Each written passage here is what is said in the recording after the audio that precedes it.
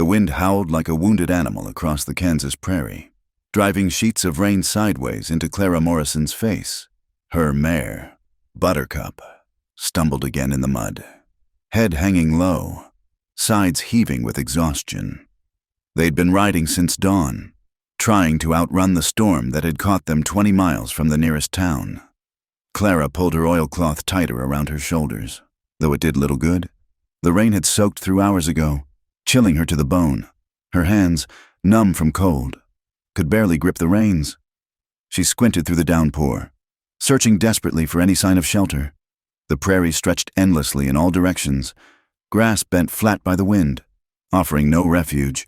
Then she saw it, a dark shape rising from the landscape like a ship on a stormy sea. A house, no, more than a house. It stood 2 stories tall, painted white though the paint was peeling, with a wide porch that wrapped around the front. Smoke curled from the chimney, barely visible against the gray sky. As Clara urged Buttercup closer, she could make out a wooden sign swinging violently in the wind. The letters, painted in fading black, read, Mrs. Whitmore's Boarding House, Hospitality and Shelter for Weary Travelers. Relief flooded through her. She'd heard of such places scattered across the frontier, respectable establishments run by widows or spinsters, offering clean beds and hot meals to those caught between towns. The rates were usually reasonable, and more importantly, they were safe for a woman traveling alone. Clara guided Buttercup to the small stable beside the house. The door hung open, banging against the frame with each gust of wind. Inside, she found 3 stalls already occupied by horses, all well fed and groomed. She noticed with approval. At least the proprietress took care of her guests' animals. She unsaddled Buttercup quickly, her frozen fingers fumbling with the buckles. The mare nickered softly as Clara rubbed her down with a handful of straw, grateful to be out of the storm. There was fresh hay in the empty stall and a bucket that Clara filled from the water barrel in the corner. "Rest easy, girl," she murmured, patting the mare's neck. "We'll be warm and dry tonight." Clara grabbed her saddlebags and rifle, then sprinted through the rain to the front porch. She paused at the door, suddenly aware of her appearance. Her split riding skirt was caked with mud. Her hair hung in wet strings beneath her hat, and she probably smelled like wet horse and leather. But surely a boarding house on the frontier had seen worse. She knocked firmly. The door opened almost immediately, as if someone had been watching her approach. The woman who stood there was perhaps 50 years old, with steel-gray hair pulled back in a severe bun. She wore a black dress with a high collar and long sleeves, widow's weeds, though they looked to have been worn for many years. Her face might have been handsome once, but time and prairie life had etched deep lines around her mouth and eyes. Those eyes, Clara noticed uneasily, were the palest blue she'd ever seen, like winter ice. "Another traveler caught in God's fury," the woman said, her voice carrying a strange lilt. "Come in, child, before you catch your death." Clara stepped into a hallway lit by oil lamps. The warmth hit her like a physical thing, making her shiver harder as her body remembered how cold it was. She could smell something cooking, beef stew, perhaps, and fresh bread. Her stomach cramped with hunger. "Thank you, ma'am. I'm Clara Morrison, on my way to Dodge City. The storm caught me unprepared. Storms have a way of doing that out here." The woman closed the door and turned the heavy lock. "I'm Mrs. Magnolia Whitmore. This is my establishment." She studied Clara with those pale eyes, taking in every detail from her muddy boots to her weather-beaten hat. Clara felt like a horse being evaluated at auction. "You'll be wanting a hot meal and a warm bed, I expect." "Yes, ma'am. I can pay." Clara reached for the leather purse at her belt. "But, Mrs." Whitmore waved her hand. "We'll discuss payment after you've eaten. Can't have you standing here dripping on my clean floors. Follow me." She led Clara down the hallway, past closed doors and faded photographs on the walls. The house was larger inside than it appeared from outside, with rooms branching off in unexpected directions. Everything was clean but worn. with an air of genteel poverty trying to maintain standards. They entered a dining room dominated by a long oak table. 3 men sat at one end, eating in silence. They looked up as Clara entered, and she was struck by the oddness of their appearance. All 3 were well-dressed, too well-dressed for this part of Kansas. The first man, perhaps 40 years old, with thinning brown hair, wore a suit that might have been fashionable in St. Louis. The second, younger with a neatly trimmed beard, had on a brocade vest and silk cravat. The third, barely out of his 20s, sported a gold watch chain across his stomach. But it was their faces that made Clara pause. Despite their different ages and features, they all wore the same expression, a blank, hollow look, as if something vital had been drained from them. They stared at her with a mixture of emotions she couldn't quite read: hope, fear, warning. "Gentlemen, Mrs.," Whitmore said smoothly. "This is Miss Morrison. She'll be joining us this evening." The men nodded in unison, but said nothing. They returned to their food, though Clara noticed they barely seemed to taste it, mechanically lifting forks to mouths like automatons. "Sit here, child." "Mrs." Whitmore indicated a chair. "I'll bring you something hot." She disappeared through a door that Clara assumed led to the kitchen, left alone with the strange dining companions. Clara removed her wet hat and tried to smooth her hair. The silence was oppressive, broken only by the storm rattling the windows and the soft clink of silverware on china. "Evening?" Clara ventured. The youngest man started to open his mouth, but the one in the middle kicked him under the table. They all looked down at their plates. "Mrs." Whitmore returned with a tray. She set before Clara a bowl of thick stew, a plate of cornbread, and a cup of coffee so hot it steamed. The food smelled wonderful, and Clara's mouth watered. "Eat up, Mrs.," Whitmore said, settling into a chair at the head of the table. "You'll need your strength." Clara didn't need to be told twice. She tore into the meal, manners forgotten in her hunger. The stew was rich with beef and vegetables, the cornbread sweet with honey. The coffee, though bitter, warmed her from the inside out. As she ate, she became aware of Mrs. Whitmore watching her. The older woman hadn't touched any food herself, just sat with her hands folded, those pale eyes never leaving Clara's face. "You're traveling alone, Mrs.," Whitmore said. It wasn't a question. "Yes, ma'am. My aunt in Dodge City is poorly. I'm her only kin. Dangerous for a woman alone.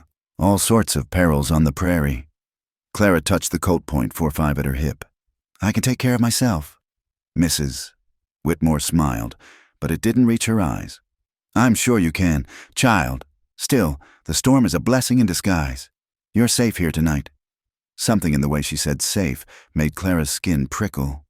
She glanced at the 3 men, who had finished eating and now sat with their hands in their laps, staring at nothing.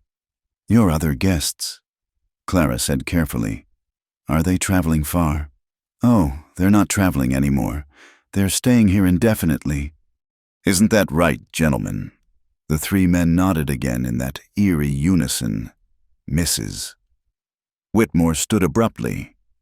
"Now then, Miss Morrison, about your accommodation for the night, I have a particular way of running my establishment. A rule, you might say, that all female guests must follow." Clara set down her coffee cup. "What kind of rule, Mrs.?" Whitmore walked to the corner of the room where shadows gathered thick. Clara heard the rattle of chains before she saw what made the sound. Her breath caught in her throat. A man sat on the floor, his back against the wall. No, not just a man, an Apache warrior. If Clara's guess was right, he was enormous, well over 6 feet tall with shoulders like a buffalo. His hair, long and black, hung loose around a face that might have been carved from bronze. He wore the remnants of traditional dress leather leggings, a torn shirt that revealed powerful muscles crisscrossed with scars. Heavy iron shackles bound his wrists and ankles, the chains secured to a ring bolt in the floor. Despite his captivity, his dark eyes burned with unbroken pride and barely contained fury. When he looked at Clara, she saw intelligence there, and something else, a warning, perhaps, or a plea. This is one of my permanent guests. Mrs. Whitmore said conversationally. A savage I've been attempting to civilize. No success yet, but I'm patient. Clara's hand instinctively moved toward her gun. You keep a man chained like an animal? Oh, he's quite dangerous. I assure you, killed 3 men before he was captured. The territorial marshal was going to hang him, but I intervened. I believe everyone deserves a chance at redemption. Don't you? The Apache's jaw tightened, but he remained silent. Mrs. Whitmore walked back to the table, her skirts rustling. Now, about my rule. You see, I provide more than just food and shelter here. I provide companionship. A woman alone needs protection in these uncertain times. So I insist that my female guests choose a companion for the night, for their own safety, of course. Clara stood slowly, her meal sitting heavy in her stomach. I don't understand. It's quite simple. Mrs. Whitmore gestured to the men at the table and the chained Apache. Pick a man. He's yours tonight. Clara's hand tightened on her gun. I beg your pardon? Mrs. Whitmore's smile never wavered, but something cold flickered in those pale eyes. Oh, don't look so shocked. Child, it's a simple arrangement. You choose one of these gentlemen to share your room tonight. For protection, as I said, the prairie is full of dangers, drifters, outlaws, savages. A woman alone is vulnerable. I can protect myself, Clara said firmly. I just need a room. I'll pay double the rate if privacy is extra. The 3 men at the table shifted nervously. The youngest one opened his mouth again, and again the bearded man silenced him with a sharp gesture. I'm afraid that's not how my establishment operates. Mrs. Whitmore moved closer, and Clara caught a whiff of something medicinal. Laudanum, perhaps, or something stronger. House rules are house rules. Either choose a companion or brave the storm, though I wouldn't recommend the latter. The nearest town is 20 miles, and in this weather, she let the threat hang in the air. Outside, the wind screamed louder, rattling the windows in their frames. Clara knew Buttercup couldn't make another mile in this storm, let alone 20. This is insane, Clara said. You can't force me to. Force, Mrs. Whitmore's eyebrows rose. My dear child, I'm not forcing anything. I'm simply explaining the terms of staying in my home. You're free to leave any time you wish. Clara looked at the 3 men again. They stared back with those empty eyes, though now she thought she detected something else beneath the blankness. The man in the middle, she decided to think of him as Beard, caught her gaze and held it. His lips moved slightly, forming silent words she couldn't quite read. These gentlemen, Clara said slowly, they're guests here. Oh yes, Mr. Theodore Blackwood. She indicated the older man with thinning hair. He's a businessman from Chicago, Mr. James Henley. The bearded man deals in cattle, and young Mr. Robert Crane is studying to be a physician, all respectable men who appreciate the hospitality I provide. None of the men corrected her or added to their introductions. They sat like dressed dolls, waiting. Clara's eyes moved to the Apache in the corner. Up close, she could see more details. The proud line of his jaw, the way his muscles tensed against the chains, the intelligence burning in his dark eyes despite his circumstances. He watched her steadily, and she thought she saw a flicker of something. Respect, perhaps, for her refusal to immediately comply. And him? Clara asked. Mrs. Whitmore's smile turned cruel. Oh, surely you wouldn't consider such a choice. He's a savage, a killer. I keep him as a reminder of what happens to those who refuse civilization. Does he have a name? They called him Joseph at the reservation school, though I doubt he answers to it. The Apache have their own heathen names, unpronounceable things. He hasn't spoken a word since I acquired him. Clara studied the chained man. Despite his captivity, he held himself with dignity. His eyes met hers directly, and in them she saw not the mindless savage Mrs. Whitmore described, but a human being reduced to this state. There was strength there still, unlike the hollow shells the other 3 men had become. How long have they all been here? Clara asked. Oh, time passes differently out here on the prairie. Days blend into weeks, weeks into months.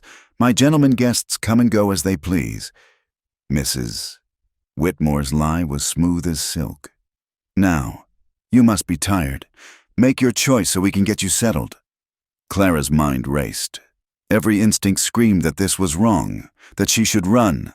But the storm made escape impossible, and she sensed that trying to leave now might trigger something worse. She needed to play along, at least until she understood what was really happening here. If I must choose, Clara said carefully, I need to know more about my options. May I speak with them? Mrs. Whitmore's eyes narrowed slightly, but she nodded. Of course. Gentlemen, Miss Morrison would like to converse. Do make yourselves agreeable. Clara approached the table slowly. Theodore Blackwood, the businessman, looked up at her with eyes like a beaten dog. This close, she could see the fine quality of his suit was marred by careful repairs, as if he'd been wearing it for far too long. Mr. Blackwood, Clara said gently, how long have you been staying here?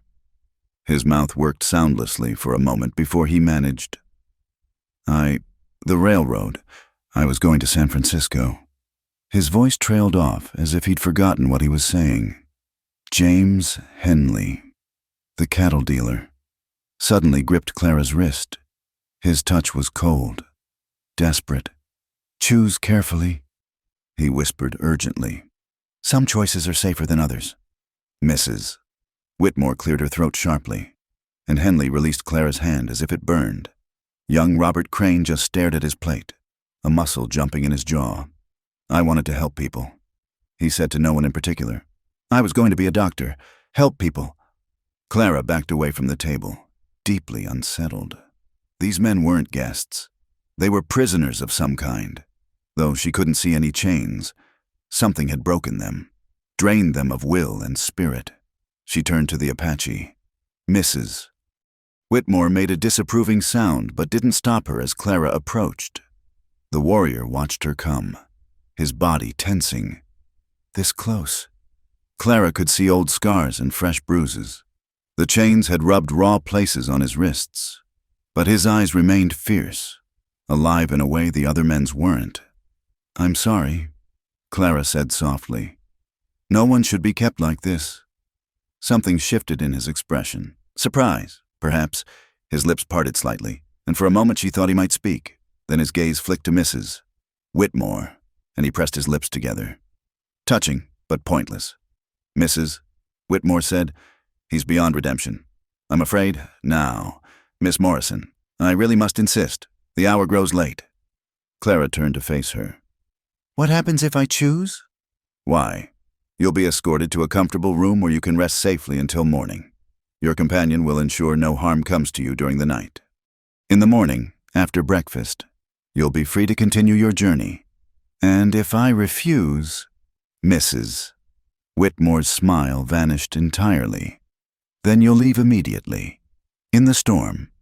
And I'll be forced to report to the territorial marshal that a woman matching your description was seen in the company of known outlaws.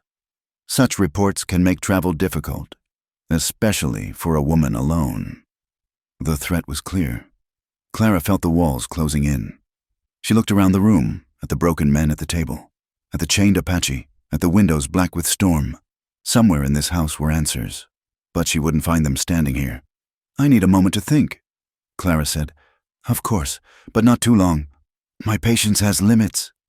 Clara walked to the window, pretending to watch the storm while her mind worked furiously. She could choose one of the three men. They seemed harmless enough in their broken state. But something about the way they'd tried to communicate with her suggested they knew something, wanted to tell her something. Or she could choose the Apache, Mrs. Whitmore clearly didn't expect that. Might even be counting on Clara's presumed fear of savages to eliminate him as an option. But he was the only one who still seemed to have his wits and will intact. She turned back to find all eyes on her. The three men watched with a mixture of hope and dread. The Apache's gaze was steady, unreadable, and Mrs. Whitmore stood like a spider in black silk, waiting to see which web strand would quiver. I've made my decision, Clara announced. Excellent. Mrs. Whitmore clasped her hands together. "And which gentleman will have the honor?" Clara took a breath, knowing that whatever happened next, there would be no going back. The storm howled outside, and somewhere in the darkness of the house, she thought she heard the faint sound of a woman's laughter. Or was it crying? She had to choose, but every instinct told her that in this house of secrets and chains, no choice was truly safe. Clara stood in the center of the room, feeling the weight of every gaze upon her.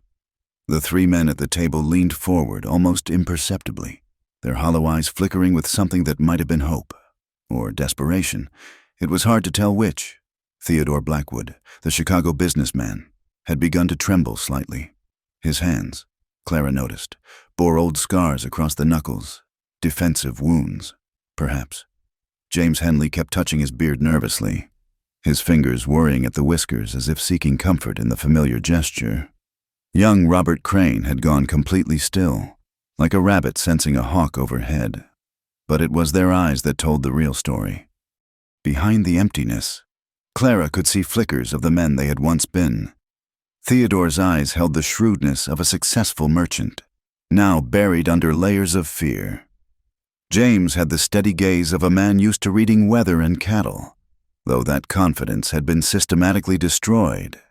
And Robert, in his young eyes, Clara saw the ghost of ambition, of dreams of healing others, now twisted into something darker.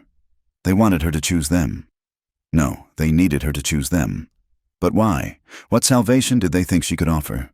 Clara's gaze shifted to the Apache warrior. He sat perfectly still despite the chains. His powerful frame relaxed in the way of a predator conserving energy. Unlike the others, he watched her with clear, intelligent eyes that held no plea, no desperation, only a steady, burning defiance that hadn't been extinguished despite his captivity. The contrast was stark. Whatever had broken the three men at the table had failed to break him. He remained whole, dangerous, unconquered. Mrs. Whitmore noticed the direction of Clara's attention. "Surely you're not considering the savage. Miss Morrison. He's barely human, more animal than man. The others would be far more suitable." The Apache's jaw tightened at her words, but he gave no other sign he'd heard. His eyes remained fixed on Clara, and in them she saw something unexpected, a flicker of curiosity about what she would do. "Tell me," Clara said, addressing the three men at the table. "Why should I choose you?" The question seemed to catch them off guard. Theodore's mouth opened and closed soundlessly. James gripped the edge of the table until his knuckles went white, but it was Robert who finally spoke. "Because," he said, in a voice raw with desperation, "we were like you once, travelers who thought we were just stopping for the night." His words came faster, as if a dam had broken. "We had plans, destinations, people waiting for us. I was going to San Francisco to study at the medical college. I had a letter of introduction, a future—" "Robert, Mrs." Whitmore's voice cut like a whip. "That's quite enough." The young man fell silent immediately, shrinking back in his chair. But the damage was done. Clara understood now. These men were prisoners just as surely as the Apache, though their chains were invisible. "How long?" Clara asked softly. "How long have you really been here?" The men exchanged glances, a lifetime of shared suffering in that look. Theodore held up a shaking hand, fingers spread. 5 months, 5 years. The ambiguity was deliberate. Clara realized they couldn't speak freely. "Time passes so strangely here," James said carefully. "Days feel like years, years like days. Mrs. Whitmore takes excellent care of us. We want for nothing." The lie was so obvious it was painful. Clara could see the hunger in their eyes, not for food, but for freedom, for the lives they'd lost, for the simple ability to walk out the door without permission. "And yet you stay," Clara observed. "Where would we go?" Theodore's voice was barely a whisper. "Our families think we're dead, our businesses, our property, all gone. We exist only here, in this house, outside." He shuddered. Clara felt a chill that had nothing to do with her wet clothes. "What hold did Mrs. Whitmore have over these men? What had she done to reduce them to this state? Her eyes returned to the Apache. If the 3 men were broken horses, he was still wild, still fighting against the bit. The chains that held his body had not touched his spirit. "What about him?" Clara asked. "How long has he been here?" Mrs. Whitmore's smile thinned. 3 months. He was scheduled to hang for murder. As I mentioned, I intervened, convinced the marshal that rehabilitation was more Christian than execution. Though I'm beginning to think I was mistaken. Some souls are beyond saving. The Apache's eyes flashed at this, and for the first time, he moved. Just a slight shift of his shoulders. But the chains rattled ominously. The 3 men at the table flinched at the sound. "He's strong," Robert said suddenly. "Stronger than any of us. That's why she keeps him chained. We only needed chains for the first few weeks. Then," he cut himself off, face going pale. "Then what?" Clara pressed. But Robert had retreated back into himself, staring at his empty plate as if it held the secrets of the universe. Clara walked closer to the Apache, ignoring Mrs. Whitmore's disapproving hiss. She could see the precise nature of his bonds. The shackles were heavy iron, the kind used on the most dangerous prisoners. But it was the chain that interested her, thick links running from his wrists to a massive ring bolt sunk deep into the floor. He had perhaps 3 feet of movement in any direction, enough to sit, to lie down, but not to stand fully or reach anything beyond his small circle. "Can you speak?" Clara asked him quietly. His dark eyes studied her for a long moment. Then, deliberately, he nodded once. "But you choose not to?" Another nod, this time with a glance toward Mrs. Whitmore that spoke volumes. Words were weapons here, and he had chosen not to arm his captor with any. "Wise," Clara murmured. She turned back to the room, mind racing. The setup was clear now. Mrs. Whitmore ran some kind of prison disguised as a boarding house. The 3 men were held by invisible bonds, probably psychological ones given their broken state. The Apache was a different kind of prisoner, one who required physical restraints. But why the charade? Why force female travelers to choose a companion? What purpose did it serve? "I need more information before I decide," Clara announced. "This is a peculiar arrangement. Mrs. Whitmore, surely you can understand my hesitation." "What more do you need to know?" The older woman's patience was clearly wearing thin. "You have 4 options. All are safe, in their own way. Choose." "Safe," James Henley repeated, and there was something bitter in his tone. "Yes, we're all very safe here." Theodore suddenly stood, his chair scraping against the floor. For a moment, life flared in his eyes. "Miss Morrison," he said urgently, "I was a successful man once. I had a wife, children. I can protect you, provide for you. Choose me, and I'll—" "Sit down, Theodore." Mrs. Whitmore's voice was calm, but Clara heard steel beneath it. "You're frightening our guest." Theodore collapsed back into his chair as if his strings had been cut. "I'm sorry," he mumbled. "I didn't mean... I just thought... You thought wrong," Mrs. Whitmore said. She turned to Clara. "You see, they're all eager for companionship. It's been so long since we've had a female guest. They get lonely, the poor dears." But Clara had seen the truth in Theodore's outburst. He didn't want companionship. He wanted escape. He thought Clara represented something, some opportunity. But for what? The Apache made a sound, not quite a laugh, more like a bitter exhalation. When Clara looked at him, she saw something like approval in his eyes. He had recognized the game too, saw through the facades to the rotten truth beneath. "You find something amusing?" Mrs. Whitmore asked him coldly. He just stared back at her, silent and defiant. "You see what I deal with," Mrs. Whitmore said to Clara. "Complete lack of cooperation. The others learned eventually that cooperation makes life easier. He refuses to learn." "Maybe he's a slow learner," Clara said. "Or maybe he just has nothing left to lose." The Apache's eyes sharpened at that, focusing on Clara with new intensity.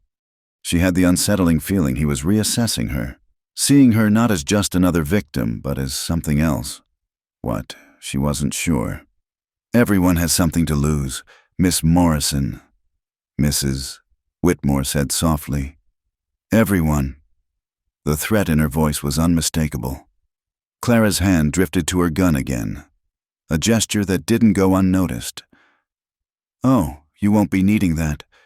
Mrs. Whitmore said. This is a civilized establishment. Violence has no place here. The Apache rattled his chains pointedly, making his opinion of that statement clear. Necessary restraints for an uncivilized man. Mrs. Whitmore countered. Now, Miss Morrison, I really must insist. The hour grows late, and I have other duties to attend to. Clara looked around the room one more time. 4 men, 4 different kinds of captivity. The 3 at the table, broken and desperate, hoping she represented some kind of salvation. The one in chains, unbroken but bound, representing something else entirely. The choice seemed impossible, but as Clara stood there, she realized something. The choice itself was the trap. Whatever she decided, she would be playing into Mrs. Whitmore's hands. The only question was which option might give her the best chance of understanding what was really happening here and finding a way out. The storm continued to rage outside, sealing them all in this house of secrets.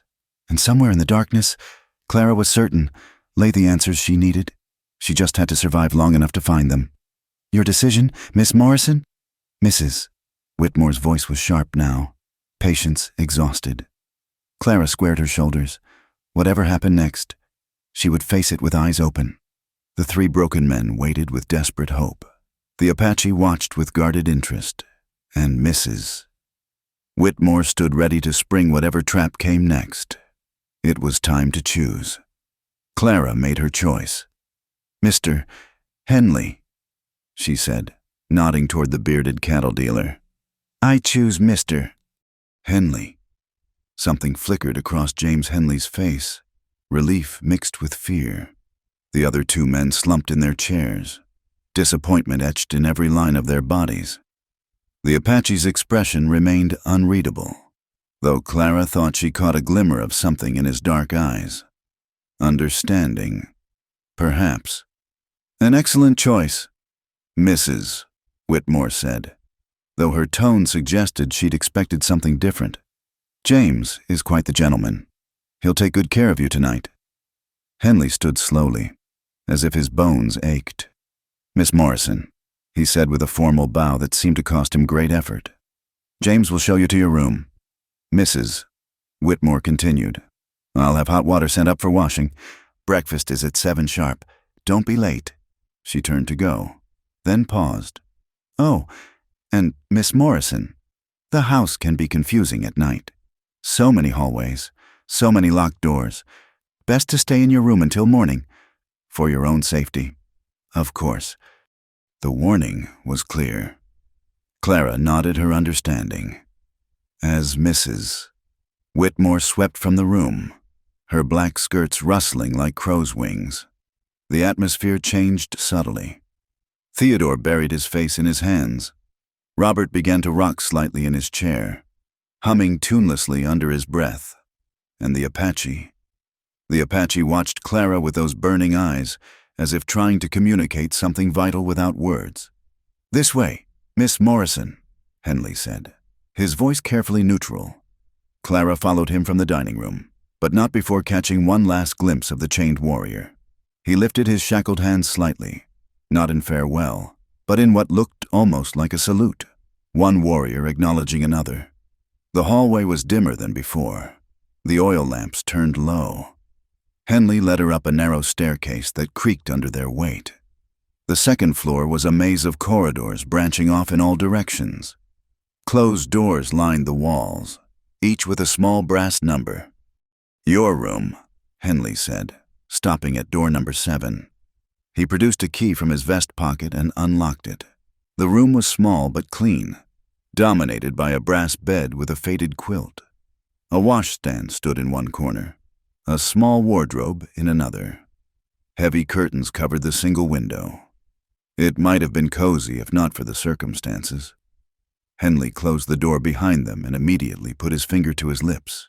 He moved to the window, checking the curtains, then examined the walls as if looking for something. Finally, he gestured for Clara to sit on the bed while he took the single chair, pulling it close so they could speak in whispers. "Thank you for choosing me," he breathed. So quiet she had to lean in to hear. "The walls have ears here, so we must be careful. But there are things you need to know." "Tell me," Clara whispered back. Henley pulled out a small piece of paper from inside his boot, a scrap torn from something larger, covered in tiny, cramped writing.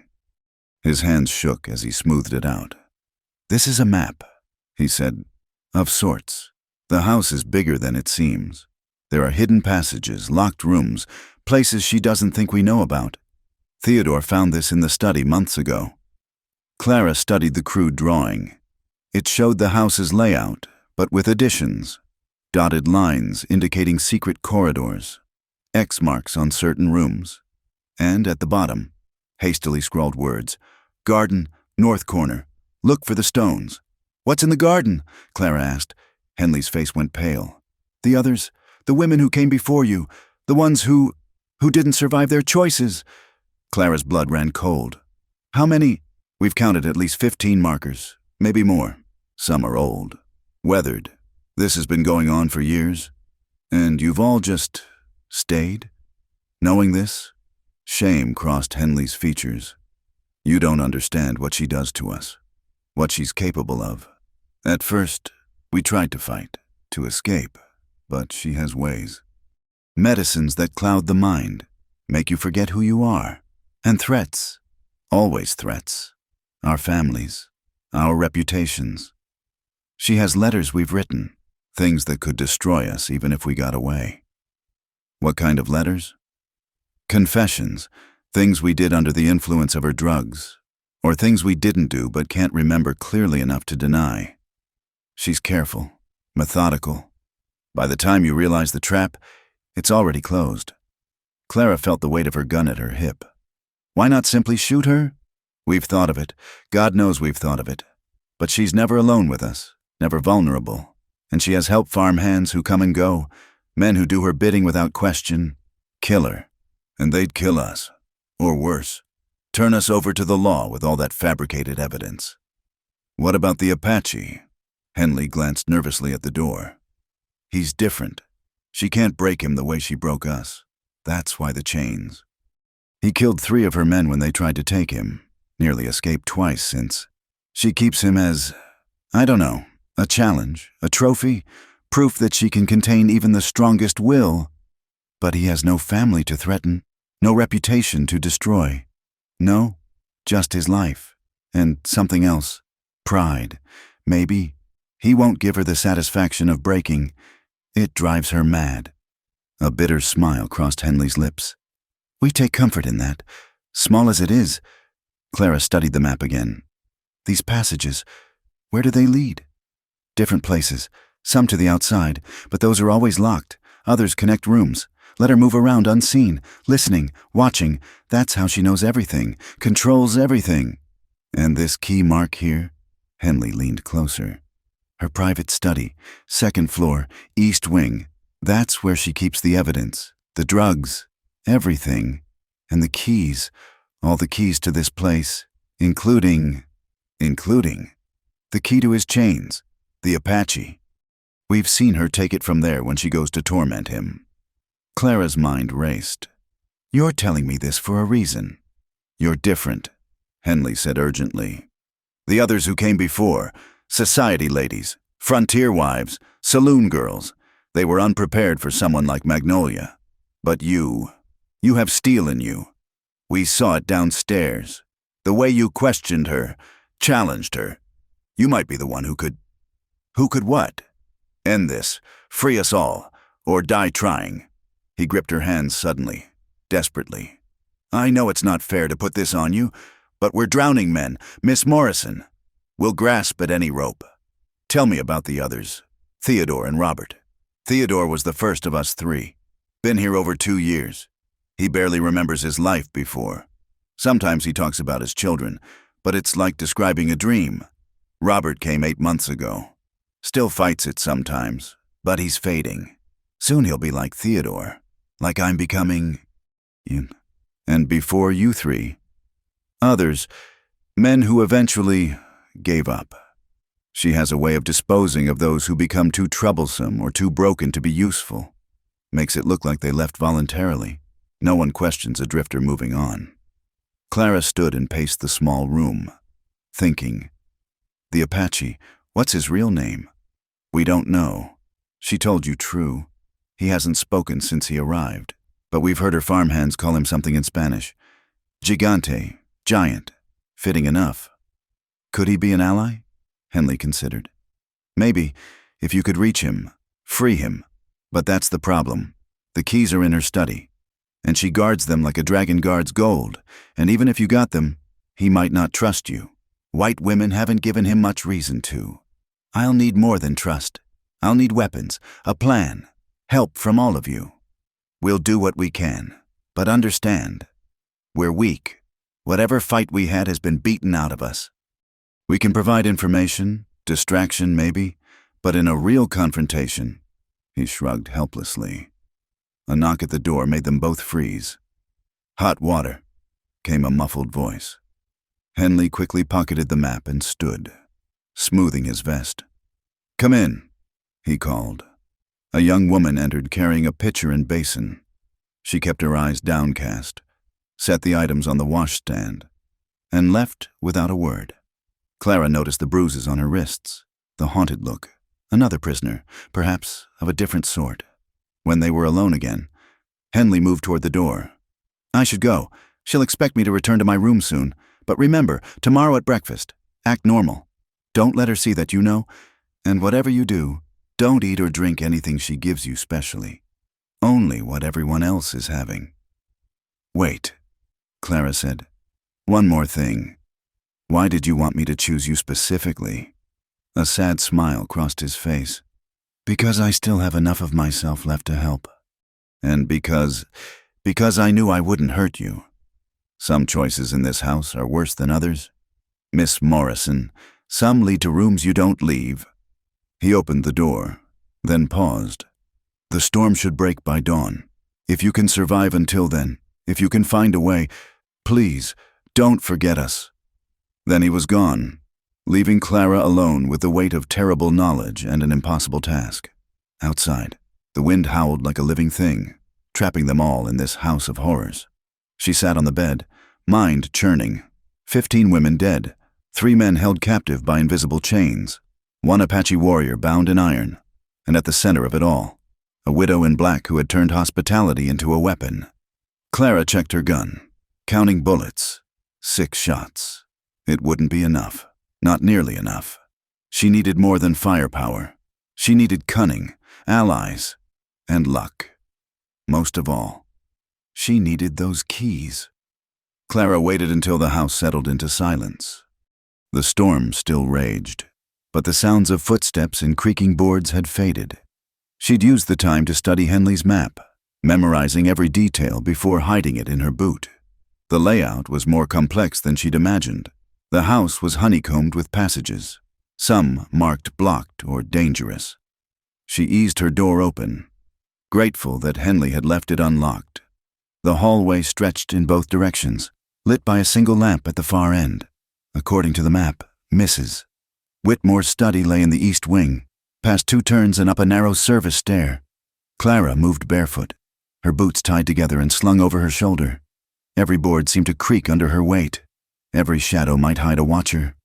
She kept one hand on her gun, though she knew firing it would bring the whole house down on her. The first turn revealed another corridor, this one lined with portraits. Dead eyes followed her progress. Former guests, perhaps former victims. One painting showed a young woman in a wedding dress, her smile not quite reaching her eyes. A brass plate beneath read, Catherine Whitmore, 1,847 to 1,869 inches. Mrs. Whitmore's daughter. The dates suggested she'd died young, around 22. Clara found the service stair behind what looked like a linen closet door. The steps were steeper than the main staircase. meant for servants carrying heavy loads. She climbed carefully, testing each step before putting her full weight on it. The east wing was darker than the rest of the house. Only moonlight filtering through a window at the hall's end provided any illumination. Clara counted doors, 3 on the left, 4 on the right. According to Henley, the study was the 3rd door on the right. She tried the handle. Locked. Of course. Clara knelt and examined the mechanism. It was a good lock, but not impossible. She pulled a hairpin from her bun and set to work. Skills learned from a traveling locksmith who'd courted her briefly, coming back with surprising ease. The tumblers clicked. The door swung open. The study was exactly what she'd expected from someone like Mrs. Whitmore, organized to the point of obsession. Filing cabinets lined one wall. A massive desk dominated the center, and shelves held medical bottles and instruments that made Clara's stomach turn. The smell of laudanum and other chemicals hung heavy in the air. She moved to the desk first.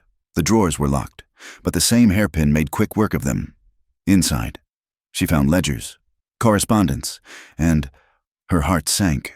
Photographs, dozens of them, all women, all with the same haunted look she'd seen in the servant girl's eyes. Names and dates were written on the back. The most recent was dated just 2 months ago. Margaret Sullivan, October 1899, disposed. Disposed. Such a clinical word for murder. Another drawer held keys, dozens of them on iron rings, each labeled with tiny tags.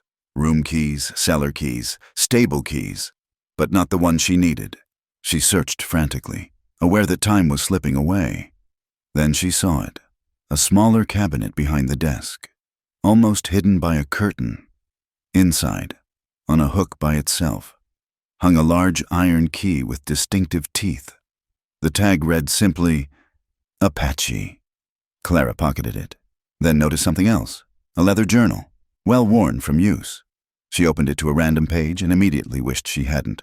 It was a record of experiments, clinical notes about dosages, reactions, behavioral modifications. The subjects were identified only by initials, but Clara recognized some. T. Burm, Theodore Blackwood, J. H.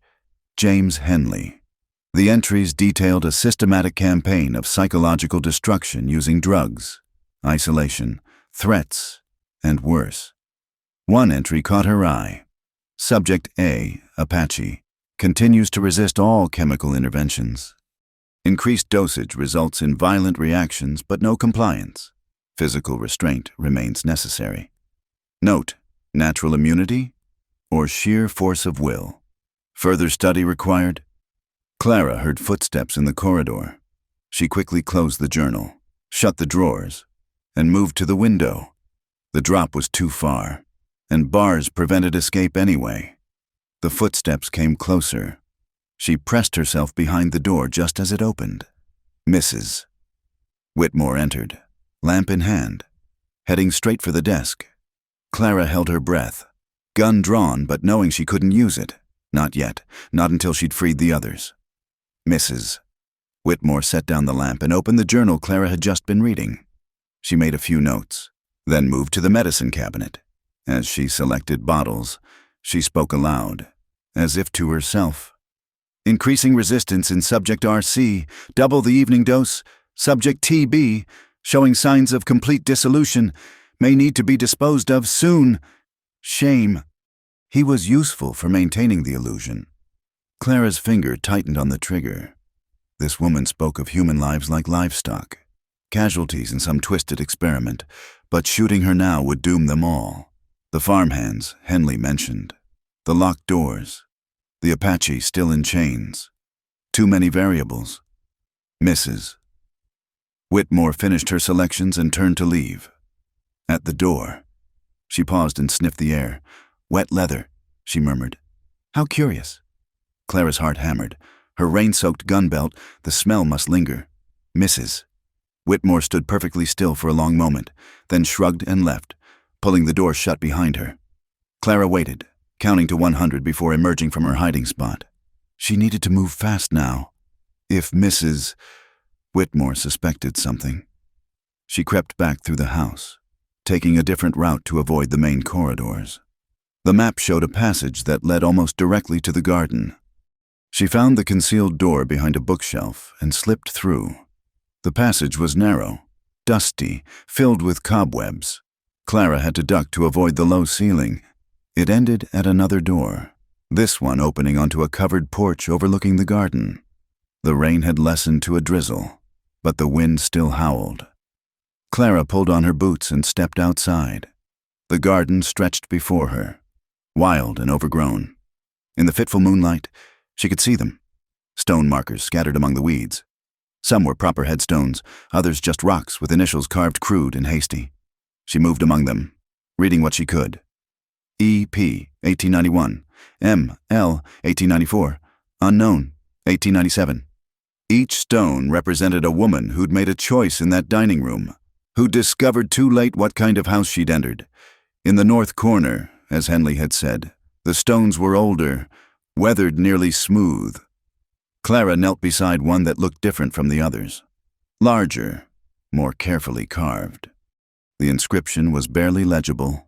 Catherine Whitmore, beloved daughter, may she find the peace that eluded her in life. So the woman in the portrait was Mrs. Whitmore's daughter. What had happened to her, and how did her death connect to this house of horrors?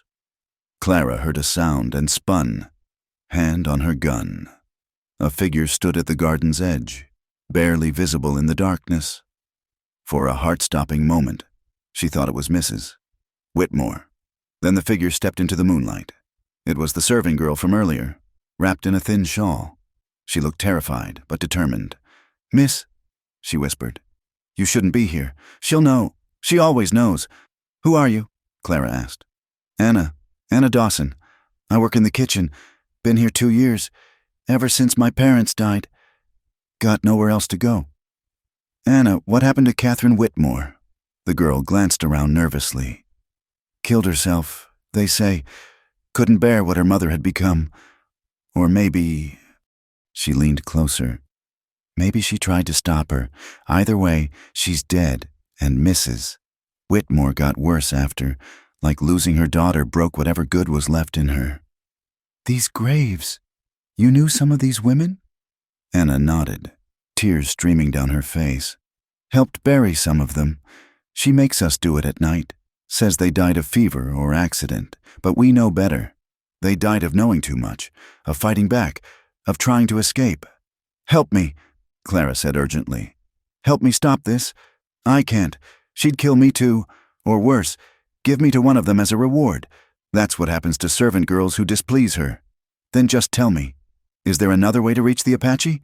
Besides through the dining room?" Anna bit her lip, clearly torn. Finally. She pointed to a cellar door set into the house's foundation. "Through there, connects to the main cellar. He's kept in a reinforced room off the wine storage." "But, miss, even if you free him, then what? He's one man against her guards. And he don't speak English, far as anyone knows. Let me worry about that. You should go before you're missed." Anna grabbed Clara's hand. "If you fail, she'll make an example of you. Something horrible, something the rest of us won't forget. That's how she keeps control, through fear and examples." "I won't fail," Clara said with more confidence than she felt. Anna squeezed her hand once more, then fled back to the house. Clara watched her go, then turned to the cellar door. The iron key weighed heavy in her pocket. Time to see if an Apache warrior would accept an unlikely ally.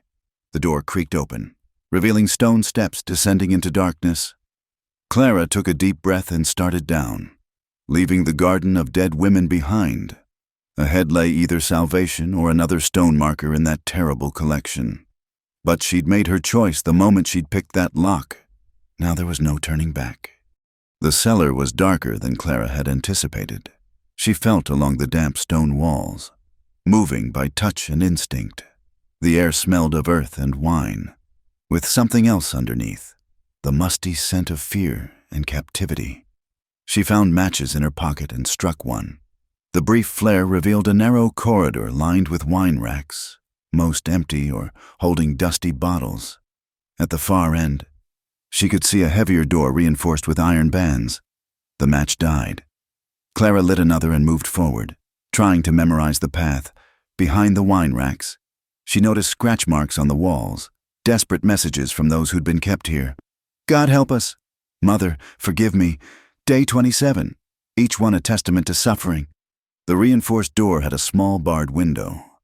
Clara peered through but could see nothing in the darkness beyond. She found the keyhole and carefully inserted the iron key. It turned with surprising ease, as if recently oiled. The door swung open silently. Clara lit her last match. The Apache sat against the far wall. Chains pooled around him. Even in the dim light, she could see the tension in his body, ready to spring despite the restraints. His eyes caught the matchlight and reflected it back like a predator's. I'm here to help, Clara whispered, knowing he might not understand but hoping her tone would convey intent. He watched her approach, neither welcoming nor hostile, just waiting, evaluating. Clara knelt beside him, showing the key clearly before reaching for his shackles. He remained perfectly still as she worked, but she could feel the coiled power in him, like standing next to a loaded cannon. The first shackle fell away. Dark marks circled his wrist where the iron had rubbed raw. The second shackle opened, and his hands were free. Clara moved to the ankle restraints, aware that he could now easily overpower her, strangle her with those powerful hands. But he simply watched, patient as stone. When the last chain fell, he stood slowly, stretching to his full height. Clara had to step back. He was even larger than he'd appeared sitting down, well over 6 feet with shoulders that seemed to fill the small cell. He looked down at her, and for the first time, something like emotion crossed his face. Not gratitude exactly, but acknowledgement. Can you understand me? Clara asked softly. He nodded once. Can you speak? He touched his throat, then shook his head. Whether from injury, choice, or some other reason, he would not or could not speak. We need to move quickly, Clara said. She could discover. Footsteps echoed from above. Multiple sets, moving fast. Clara's heart sank. Somehow, Mrs. Whitmore knew. The Apache moved with surprising speed for such a large man. He pushed Clara behind him and faced the door. Fists clenched. But Clara grabbed his arm. No, too many. We need another way. She tried to remember the map. There had been passages marked throughout the cellar level, some leading outside. But which way? The footsteps were on the cellar stairs now. Voices carried down Mrs. Whitmore's cold tones mixed with men's rougher speech. Her farm hands, armed and ready. The Apache seemed to make a decision. He grabbed Clara's hand and pulled her deeper into the cellar, past his cell to where the wine storage continued. He'd been watching. She realized, even chained. He'd observed his captors, learned the layout, prepared for this moment. They ran through twisting passages, the sound of pursuit growing closer. The Apache moved silently despite his size, while Clara struggled to keep up. Her skirts caught on splinters and rough stone, slowing her down. They burst into a larger room filled with old furniture and traveling trunks. Moonlight filtered through a ground-level window. Showing their pursuers' feet passing by outside, they were surrounded. In here, Mrs. Whitmore's voice echoed through the cellar. The savage and the woman.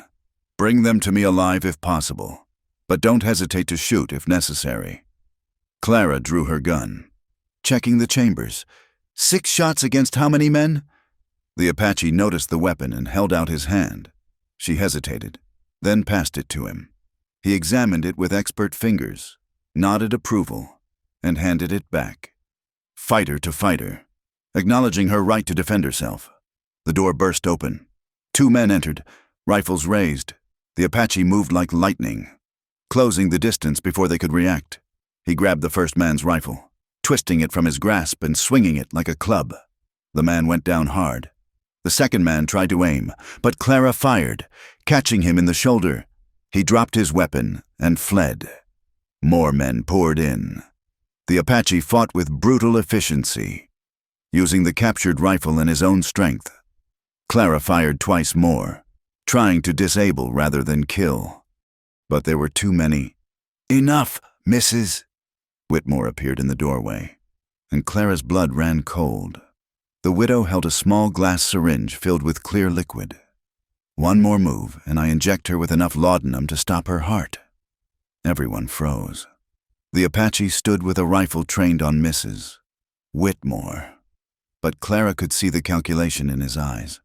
Could he shoot before the needle found its mark? "Drop the weapons. Mrs." Whitmore commanded.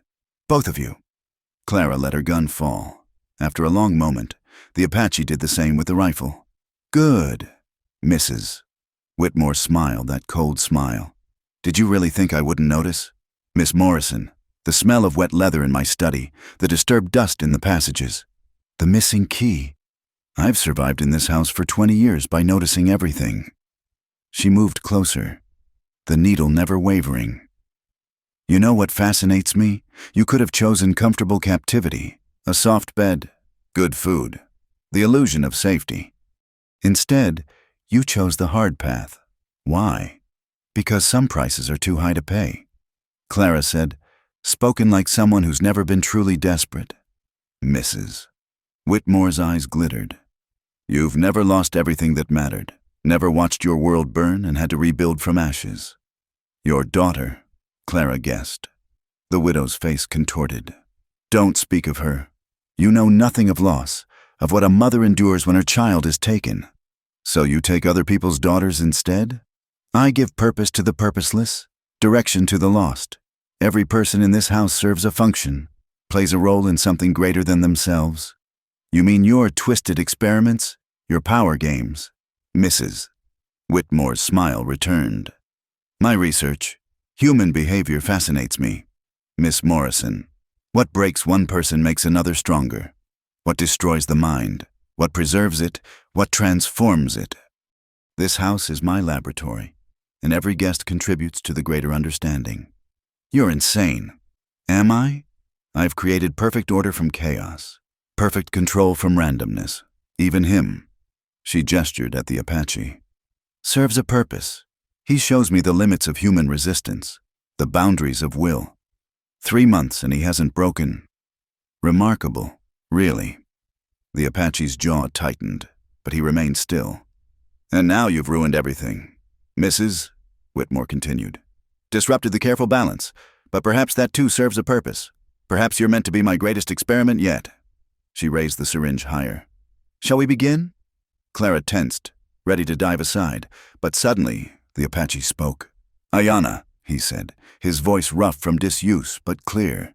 "My name is Ayanna." "Mrs." Whitmore turned, shocked. It was only for a second, but it was enough. Clara lunged forward, knocking the syringe from her hand. It shattered on the stone floor, the drug seeping into the cracks. The widow screamed in rage, pulling a derringer from her dress, but Ayanna was already moving. He caught her wrist, forcing the small gun up. It fired harmlessly into the ceiling. "Hold her," Clara said, retrieving her own gun. Ayanna pinned Mrs. Whitmore's arms behind her back. The widow struggled, but against his strength, she might as well have been a child. "You think you've won," she spat. "You think killing me will free them. They're broken beyond repair. They'll die without their treatments, without structure. I'm the only thing keeping them alive. We'll see about that." Clara said. She looked at Ayanna. "Can you secure her?" He nodded, then spoke again, each word careful. "Iron, chains, justice." Clara understood. They would bind her as she had bound others. But first, they had to deal with the remaining farm hands, free the other prisoners, and somehow sort truth from lies in the widow's threats. The sound of footsteps above had stopped. Either the men had fled or were regrouping. Clara checked her weapon. 2 shots left. Not much, but it would have to do.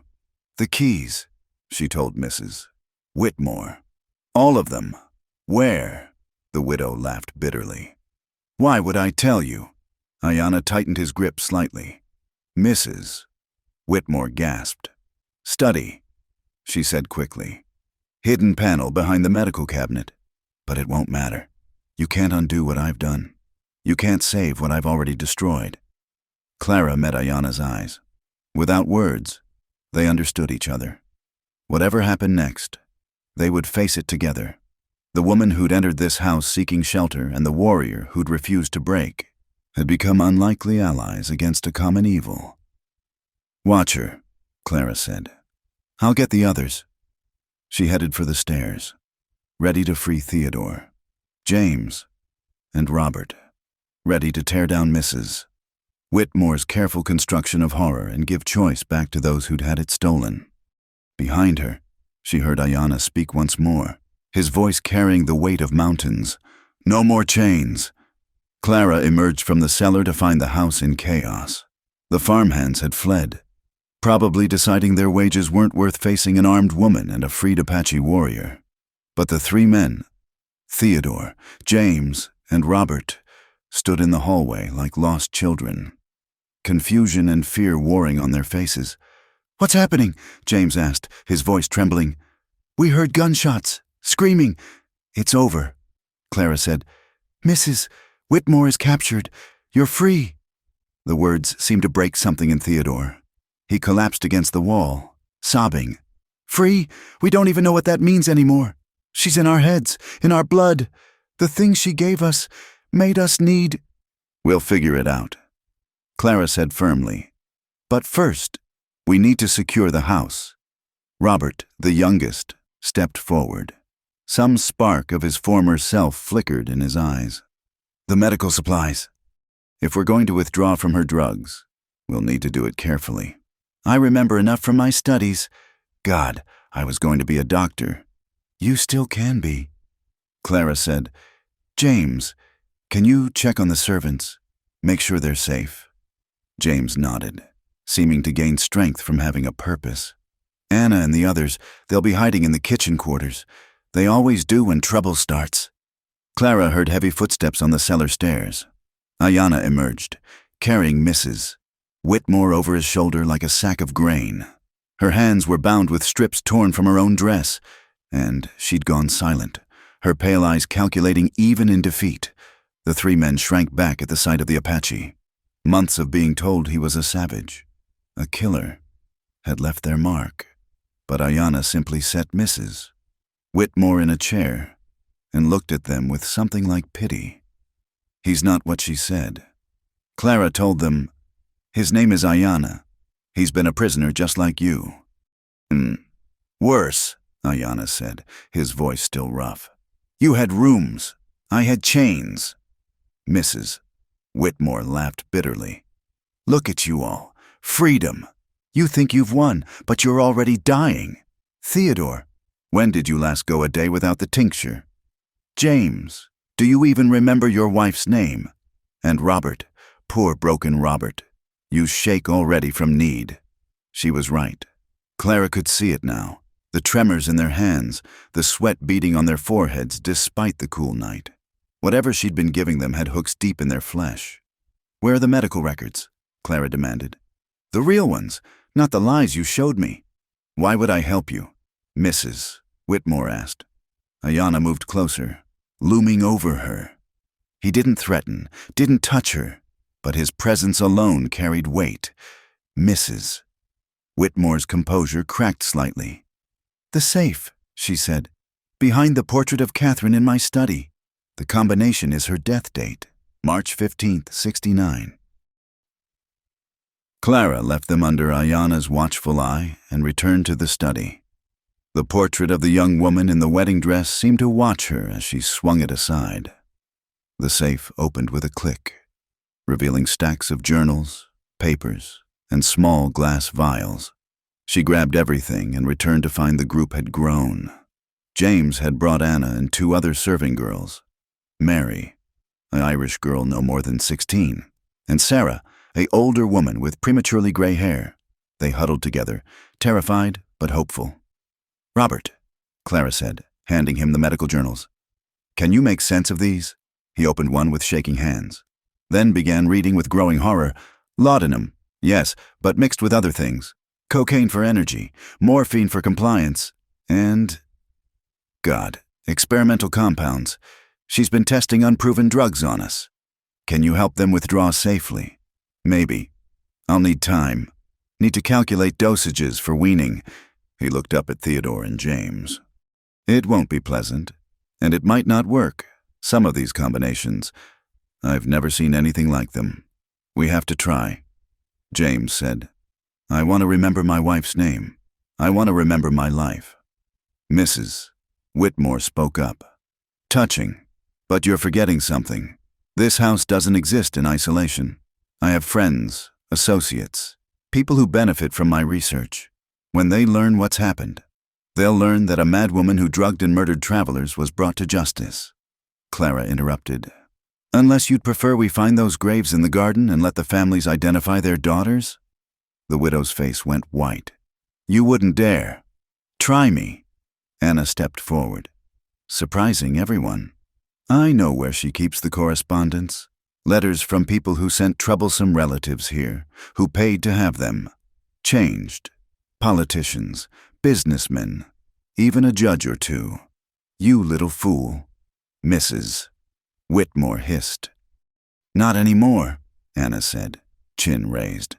You killed my friend Lucy. Said she ran off, but I know better. She's in that garden, isn't she? Mrs. Whitmore said nothing, but her silence was answer enough.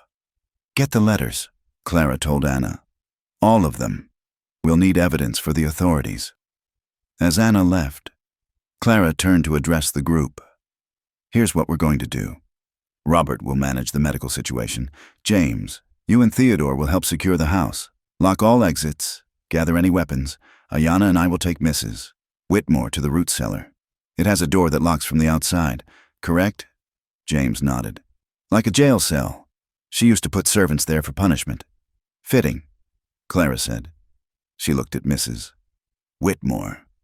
You'll wait there while we send for the territorial marshal. You'll answer for what you've done. And if I refuse to go quietly, Ayanna spoke, you won't refuse.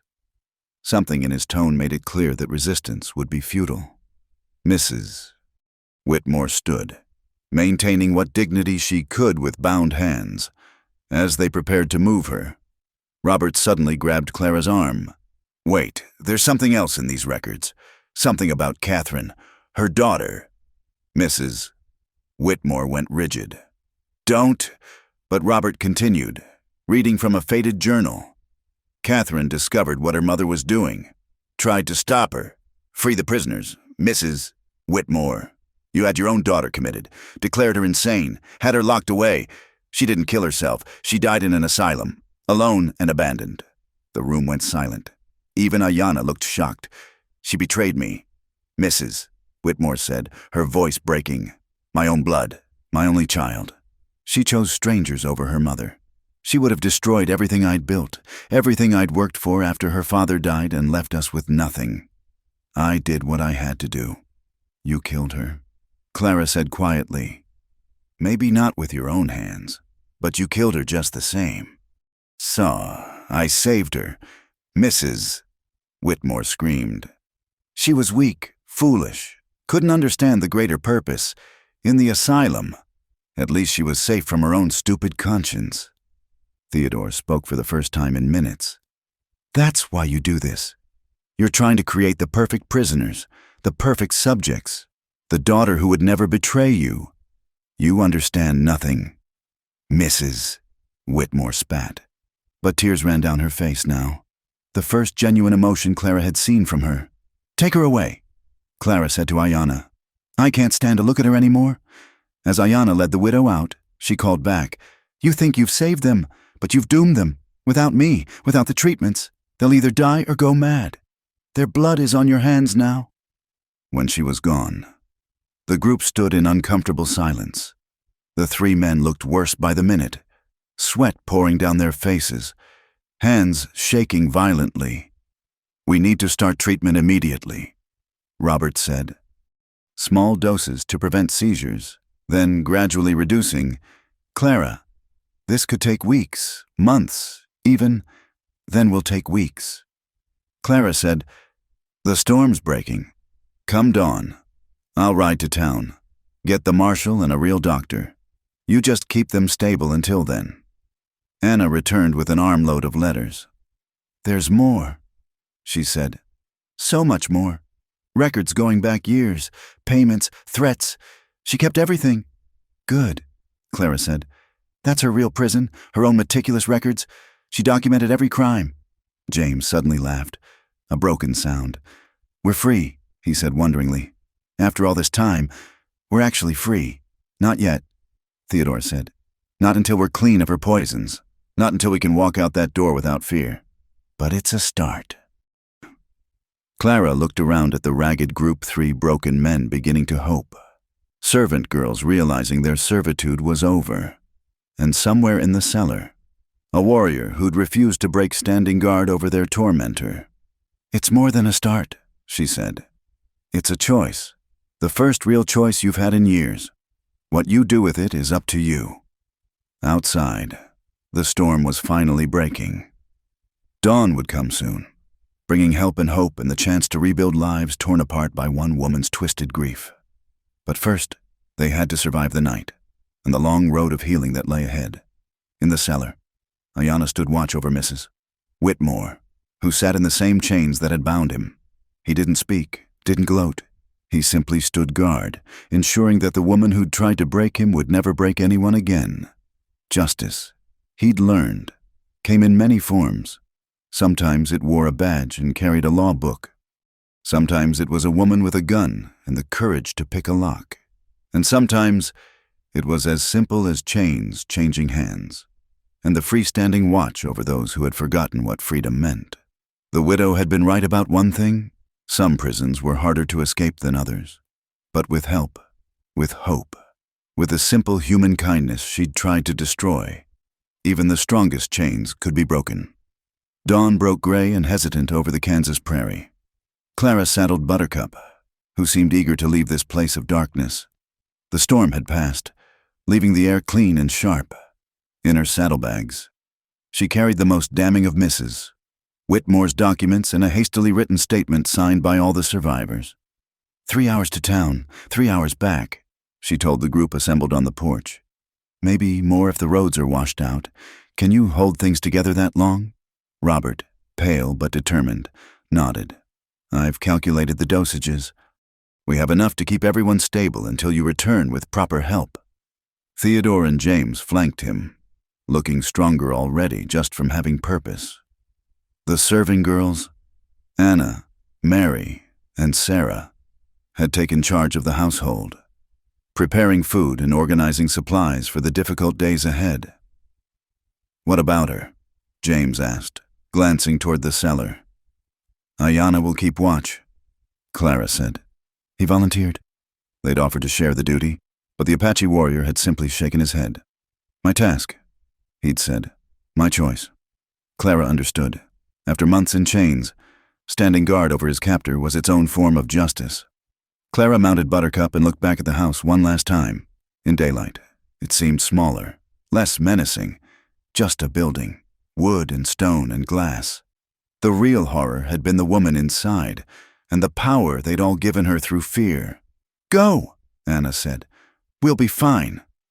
Clara spurred Buttercup into a gallop, racing the sun toward town. The territorial marshal, a grizzled man named Bill Hutchison, listened to Clara's story with growing disbelief and anger. The evidence helped. Mrs. Whitmore's own careful records painted a picture of systematic abuse that even a skeptic couldn't dismiss. 20 years, he muttered, reading through the documents. 20 years of this happening under our noses. How many missing persons cases? God almighty. He assembled a posse quickly. 6 men, including a doctor and a judge who'd ridden circuit through the area for years. They loaded a wagon with medical supplies and set out, Clara leading the way.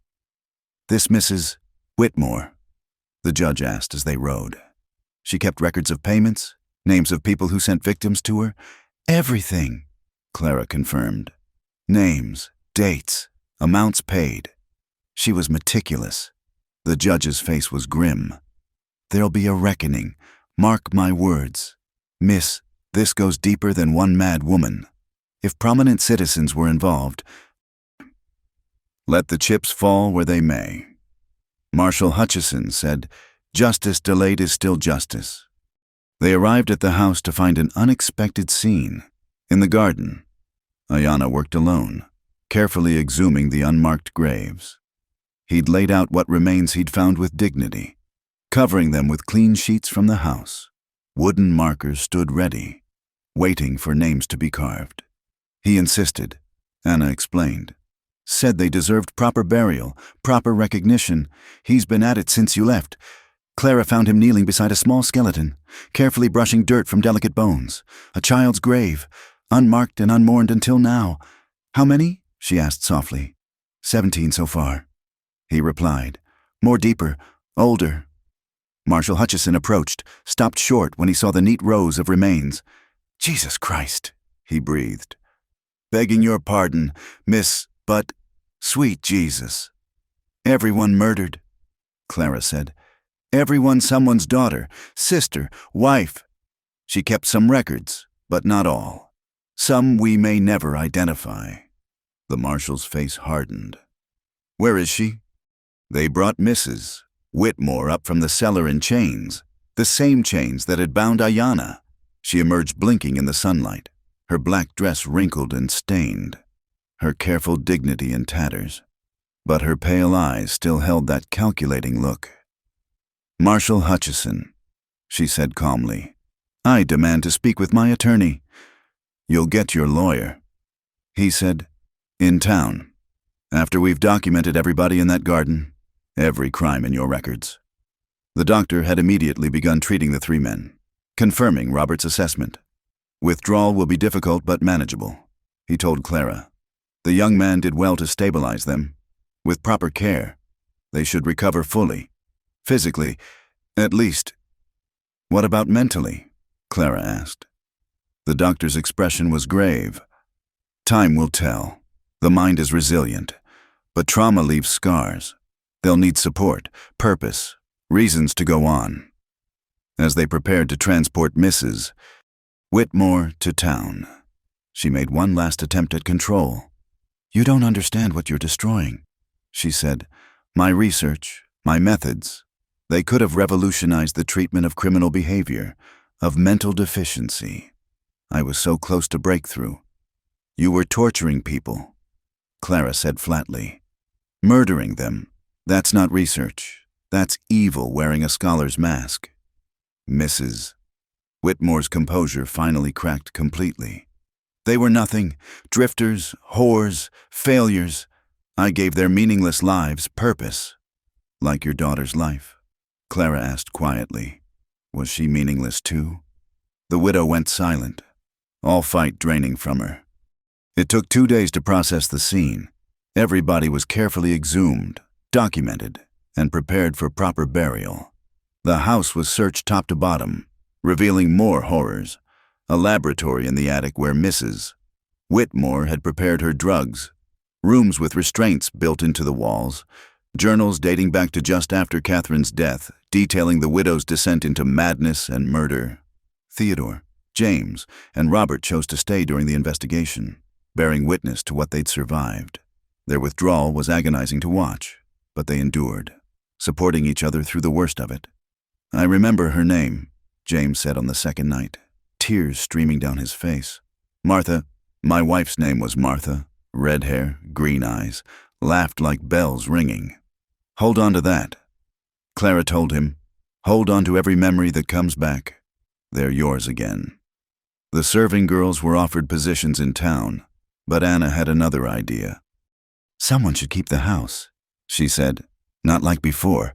Make it what it claimed to be, a real place of shelter for travelers, a place of healing instead of harm. That's a big undertaking, Clara warned. We're not afraid of hard work, Sarah said. And maybe it would help, turning something evil into something good. On the morning of the 3rd day, as wagons prepared to carry Mrs.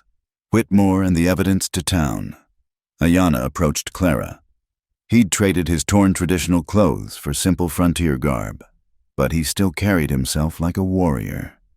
You go now, he said. It wasn't a question. My aunt in Dodge City, Clara explained. She's still expecting me, but... She hesitated. What about you? Where will you go? He looked out over the prairie, then back at the house. Stay for now. Help them. He nodded toward Anna and the others. Garden needs tending. Graves need marking. Truth needs witnessing. The marshal says there's no wanted poster on you. Whatever misses, Whitmore claimed about you killing 3 men. I killed 3 of her men, Ayanna confirmed. When they took me, self-defense. But law doesn't always see difference for Apache. The judge says he'll make sure it's recorded properly. You're free to go wherever you want. Free, he repeated, as if tasting the word. Strange word, but good. He held out his hand. Thank you, Clara Morrison. She shook it, feeling the strength that had refused to break despite everything. Thank you, Ayanna, for not giving up, for showing them it was possible to resist. We all resist in our ways, he said. You picked lock. I kept silence. They survived. All resistance. As the convoy prepared to leave, Clara took one last walk through the garden. The graves were marked with simple wooden crosses now, waiting for stonecutters to create proper memorials. Ayanna had planted wildflower seeds around each one, life growing from death. She found the stone marking Catherine Whitmore's grave, the daughter who'd tried to stop her mother and paid the ultimate price, on impulse. Clara placed a handful of prairie flowers on the weathered stone. You tried, she said softly. That matters. The morning sun climbed higher, burning away the last shadows of night. It was time to go. Clara mounted Buttercup and joined the convoy heading to town. Behind her, the house stood transformed, no longer a prison, but a possibility. Theodore, James, and Robert would testify at the trial. The serving girls would rebuild. Ayanna would tend the garden of remembrance. And somewhere, families would finally learn what had happened to their lost ones. She reached into her boot and felt the small knife she'd placed there. Anna had given it to her, saying every woman traveling alone should have hidden steel. But Clara knew the real weapon against evil wasn't the blade. It was choice. The choice to resist, to fight, to help others even when afraid. The prairie stretched endless before her, and Dodge City waited. Clara touched her heels to Buttercup's sides and rode on, carrying with her the knowledge that sometimes the greatest adventures weren't about reaching a destination, but about the courage to open a locked door and free those trapped behind it. In her saddlebag, next to her gun and the last of Mrs. Whitmore's journals, wrote a simple wooden sign Anna had carved. Whitmore House, under new management. True hospitality and shelter for all travelers. No chains, no choices required, just rest and peace. It would hang where the old sign had swung, a promise that the House of Horrors had become a house of hope. And Clara Morrison, who'd entered seeking shelter from a storm, rode away knowing she'd helped weather a different kind of tempest entirely. The storm of human cruelty broken at last by human courage. The prairie wind sang freedom, and she sang with it. Thank you for listening to this tale from the Wild West. I hope you enjoyed Clara's journey and the story of courage in the face of darkness. I'd love to know where in the world you're listening from. Please share in the comments below. Don't forget to subscribe to From Wild West channel and let me know your thoughts on this story. What would you have done in Clara's place? Until next time, keep riding free.